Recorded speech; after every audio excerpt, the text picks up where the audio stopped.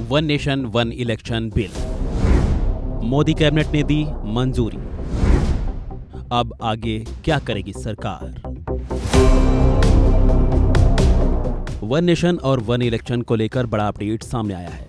मोदी सरकार धीरे धीरे इस ओर कदम बढ़ाती नजर आ रही है। जहां देश में एक देश एक चुनाव को लेकर अक्सर बहस देखने को मिलती है, तो वहीं मोदी सरकार ने इसको लेकर एक और अहम कदम आगे बढ़ा दिया है। एक देश एक चुनाव के विधेयक को गुरुवार को मोदी सरकार ने कैबिनेट बैठक में मंजूरी दे दी। अब इसको लेकर कहा जा रहा है कि आगे सरकार इस बिल को सदन के पटल पर रख सकती है। ये विधेयक अगले सप्ताह इसी शीतकालीन सत्र में लाए जाने की संभावना भी है। खबर है कि इससे पहले जेपीसी की कमेटी का गठन किया जाएगा और सभी दलों के सुझाव के लिए जाएंगे। अंत में यह विधेयक संसद में बिल लाया जाएगा और इसे पास करवाया जाएगा।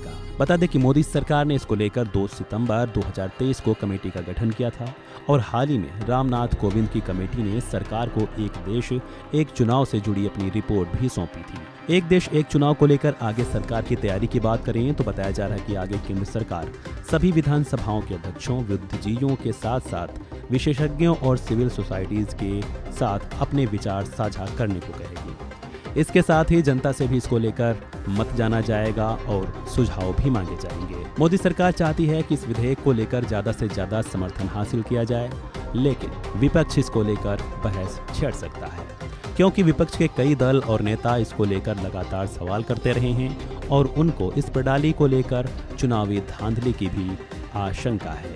तो इन सब के साथ ही विपक्ष इसको लेकर ये भी तर्क देता है कि इससे देश में एक पार्टी का राज स्थापित हो सकता है, जो कि देश में एक मजबूत विपक्ष को प्रभावित करेगा। इससे पहले भी क्या देश में एक साथ एक चुनाव कराने की प्रणाली थी? अगर इसकी बात की जाए तो स्वतंत्रता के बाद के पहले कुछ आम चुनाव राज्य विधानसभा चुनाव के साथ साथ हुए थे। हालांकि ये प्रथा 1966 तक जारी रही, लेकिन 1968 और 1969 में कुछ राज्य विधानसभाओं के असामयिक विघटन के कारण एक साथ चुनाव की प्रणाली बाधित हो गई। लेकिन एक बार फिर मोदी सरकार इस ओर कदम बढ़ा रही है। पीएम नरेंद्र मोदी जब गुजरात के सीएम हुआ करते थे, उस समय से ही वह एक देश एक चुनाव का समर्थन करते रहे हैं। इस प्रक्रिया को लेकर सरकार के बीच कुछ तर्क हैं, जैसे कि इसके कारण चुनावी व्यस्तता होती है और जिससे देश के विकास की संभावनाओं पर नकारात्मक प्रभाव पड़ता है। साथ ही प्रभावी शासन में बाधा भी उत्पन्न होती है।